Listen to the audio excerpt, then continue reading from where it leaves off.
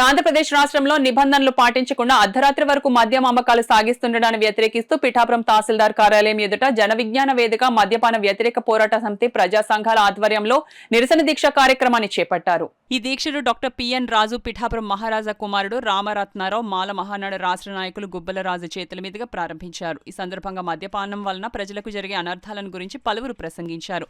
అనంతరం doctor PN రాజు, Ramaratnarao, Gubbalaraju, doctor Suryanarayana, Vemagiri Talupulayya ప్రసంగించారు.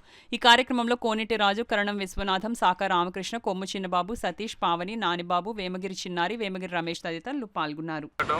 మనం కొత్త బట్టలతో, కొత్త ఆశలతో కొత్త సంవత్సరాన్ని ఆహ్వానిస్తున్నప్పుడు మన పాత అలవాటైన మద్యపానాన్ని వదిలిపెట్టాలని కోరుకున్నా.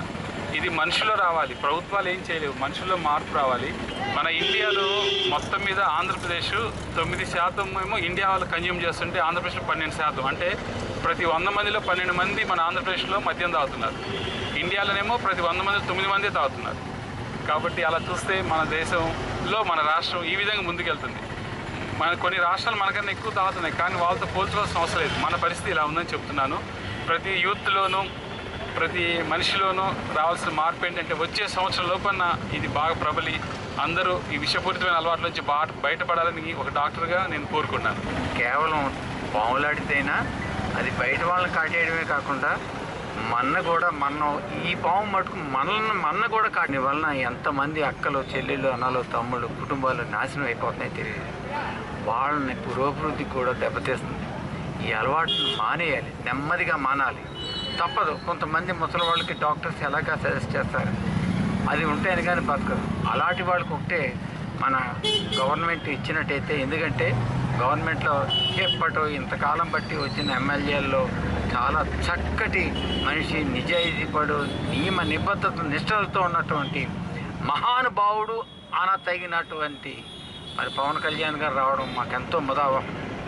అందుకే ఆయన వచ్చిన తర్వాతనే చాలా వరకు సంస్కరణలు జరిగాయి.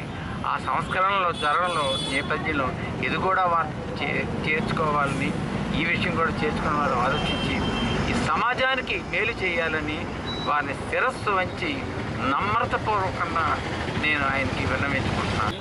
200 కోట్ల రూపాయలు నూతన సంవత్సరం పేరు చెప్పి తాగించేటువంటి వాతావరణాన్ని కల్పించిన ఈ ప్రభుత్వానికి ఒకటే సూచిస్తున్నాం. ఎవరైనా రాత్రి 1 గంట వరకు షాపులు తెరిపించమని ఎవరైనా రిప్రజెంటేషన్ ఇచ్చారా? మీ జియో టైమింగ్ ప్రకారం అమ్మించకుండా ఆ రోజు ప్రత్యేకంగా 200 కోట్లు అమ్మడానికి మీరు ప్రణాళిక రూపొందించినందుకు దానికి ఖచ్చితంగా మేము నిరసన వ్యక్తం చేస్తున్నాం. ప్రజల ఆరోగ్యాన్ని కాపాడవలసిన వాళ్ళు తాగించే వాతావరణాన్ని కల్పిస్తే ప్రజల ఆరోగ్యానికి భరోసా ఉందా? ఆడవాళ్ళని ఉద్ధరిస్తాం. మా పార్టీ ఆడవాళ్ళని ఉద్ధరించడానికే పుట్టింది. 200 కోట్ల రూపాయలు తాగితే ఆడవాళ్ళు ఉద్ధరించబడతారా? దారుణాలకు ఒడికడుతున్నారంటండి. ఈ మత్తులో చాలా అగస్త్యాలు, స్త్రీలను మర్డర్ చేయడం, అత్యాచారాలు చేయడం, ఈ అన్నిటికీ సమాజానికి చేటు చేసే ప్రధాన కారణం ఈ మద్యం అండి. దీన్ని అరికట్టాలండి. తప్పకుండా మన అందరి బాధ్యత, ప్రతి పౌరుడు బాధ్యత.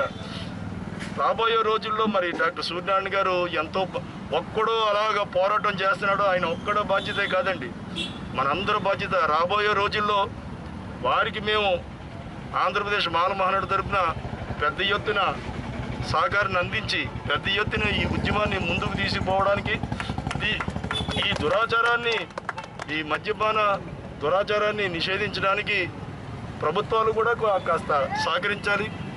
వీటికి ఒక టైం నిబంధనలు పెట్టాలి. ఇలాగ విచ్చలవిడిగా అర్ధరాత్రి వరకు తలుపులు తెరిచి మీరు తాగొచ్చు, చక్కగా ఊగొచ్చు, తోలొచ్చు అనే విధానంగా ప్రభుత్వాలు వ్యవహరించకూడదు.